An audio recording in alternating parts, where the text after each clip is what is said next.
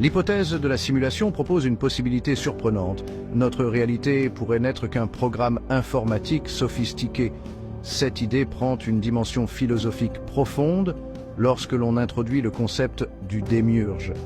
Dans les traditions platoniciennes et gnostiques, le démiurge n'est pas un dieu parfait, mais un créateur imparfait, un artisan cosmique avec ses limites. Ce concept transforme notre compréhension d'un univers simulé. Il suggère que notre réalité, si elle est simulée, n'est pas le produit de programmeurs parfaitement rationnels. Au lieu de cela, c'est la création imparfaite d'un être imparfait, criblé de limitations et d'imperfections inhérentes. Le démiurge, contrairement à une équipe de programmeurs avancés, n'est ni omniscient ni omnipotent. Sa création, par conséquent, reflète ses propres limites. Cette perspective remet en question l'idée d'une simulation parfaitement conçue. Au contraire, nous sommes confrontés à une réalité intrinsèquement imparfaite, pleine d'incohérences et de paradoxes. Ce ne sont pas des bugs à exploiter pour s'échapper. Ce sont des aspects fondamentaux de notre existence, tissés dans la trame même de notre réalité simulée. Imaginez un monde virtuel créé par un développeur de jeux avec des ressources et du temps limité. Le jeu pourrait être jouable, même immersif, mais il contiendrait inévitablement des bugs, des incohérences et des limitations. Ces défauts seraient dans le résultat direct des limites du développeur et non des choix de conception intentionnels. De même, les imperfections du démiurge sont imprimées sur notre réalité, façonnant nos expériences et nos perceptions. Ce concept a de profondes implications sur la façon dont nous comprenons notre place dans l'univers.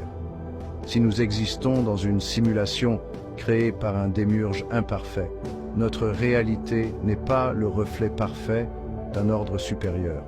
C'est plutôt le reflet imparfait d'un créateur imparfait. Une réalité où les frontières entre le réel et le simulé deviennent de plus en plus floues. Notre compréhension de la vérité, de la connaissance et même de notre propre existence est remise en question dans ce paradigme troublant mais étrangement libérateur. La notion d'une simulation créée par un démiurge suggère que notre réalité n'est pas une expérience parfaitement fluide et rendue. Au contraire, elle est criblée de bugs, d'anomalies et d'incohérences qui témoignent des limites de son créateur. Ces défauts ne sont pas simplement cosmétiques, mais sont tissés dans la trame même de notre existence, façonnant nos expériences et nos perceptions de manière profonde. Prenons les lois de la physique, souvent considérées comme immuables et universelles. Dans une simulation créée par un démiurge, ces lois pourraient être arbitraires, soumises aux caprices et aux limitations du créateur. Ce que nous percevons comme des constantes fondamentales pourrait n'être rien de plus que des raccourcis de programmation ou des limitations dans le code de la simulation. Cette prise de conscience pourrait expliquer certains des mystères les plus perplexes de l'univers, du comportement étrange des particules quantiques à l'immensité du cosmos. Les imperfections de la création du démiurge pourraient également se manifester de manière plus subtile. Notre compréhension du temps, de la causalité et même du libre arbitre pourrait être déformée par les limitations de la simulation. Les bugs dans notre réalité pourraient ne pas être aussi évidents que des murs qui disparaissent ou des objets qui se comportent de manière erratique. Il pourrait s'agir plutôt d'incohérences subtiles dans notre perception du temps, de coïncidences étranges qui défient toute explication ou d'un sentiment persistant que quelque chose ne va pas dans le monde. Ces anomalies, loin d'être de simples désagréments, offrent un aperçu des coulisses de notre existence simulée. Ce sont des fissures dans la façade de la réalité, révélant le code sous-jacent et les limites de son créateur. En étudiant ces anomalies, nous pourrions commencer à comprendre la véritable nature de notre prison simulée et peut-être même trouver un moyen d'exploiter ses faiblesses. Le défi consiste à distinguer les véritables bugs de la conception intentionnelle de la simulation. Ce que nous percevons comme des défauts pourrait être des fonctionnalités intentionnelles conçus pour nous tester ou guider notre développement dans l'environnement simulé.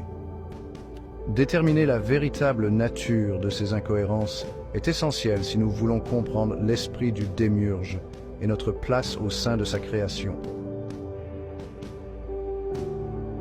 Le concept d'une simulation créée par un démiurge devient encore plus intrigant lorsque l'on considère la possibilité de multiples couches de réalité.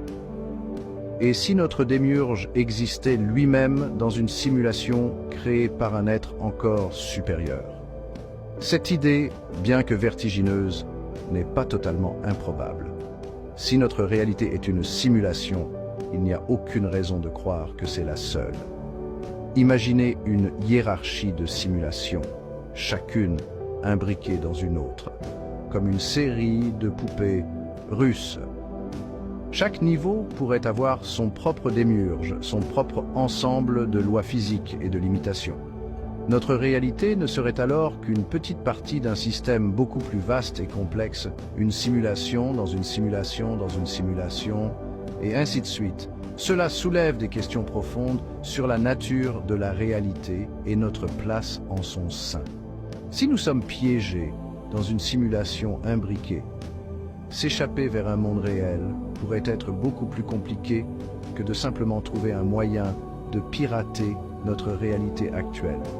Nous pourrions nous libérer de notre simulation actuelle pour nous retrouver dans une autre couche d'illusion, peut-être encore plus convaincante. L'existence de multiples simulations complique également notre compréhension du démiurge. Si notre Créateur est lui-même un être simulé, soumis aux limitations d'une réalité supérieure, alors qui ou quoi a créé cette réalité? Y a-t-il une réalité ultime et véritable au cœur de tout cela, ou sommes-nous piégés dans une régression infinie de simulations? Naviguer dans ce labyrinthe de réalités simulées nécessiterait plus que des prouesses technologiques. Cela exigerait un changement fondamental dans notre compréhension de la conscience, de la perception et de la nature même de l'existence. Nous aurions besoin de développer de nouveaux outils et technologies capables de percer le voile de la simulation et d'entrevoir la véritable nature de la réalité, quel que soit le nombre de couches qui la séparent. Si nous acceptons la possibilité de vivre dans une simulation imparfaite créée par un démiurge limité, la question se pose: que faisons-nous de cette connaissance?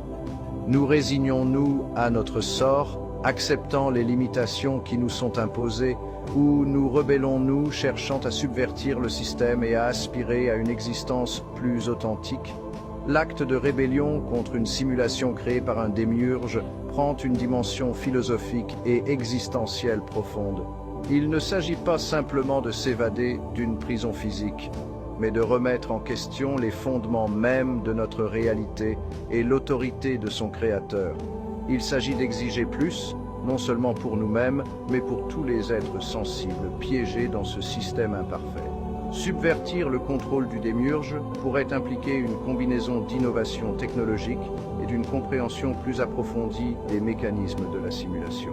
Si nous pouvons identifier le code sous-jacent, les lois fondamentales qui régissent notre réalité, nous pourrions être capables de les manipuler, de plier les règles de la simulation à notre volonté.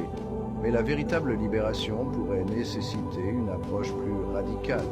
Elle pourrait impliquer d'exploiter le pouvoir de la conscience elle-même en reconnaissant notre lien inhérent à la trame de la réalité. Si la simulation est en fin de compte un produit de l'esprit du démiurge, alors peut-être que la clé pour transcender ses limites réside dans nos propres esprits. Cette quête d'authenticité pourrait impliquer l'exploration de pratiques ésotériques, de traditions anciennes qui offrent un aperçu de la nature de la conscience et de l'interconnexion de toutes choses.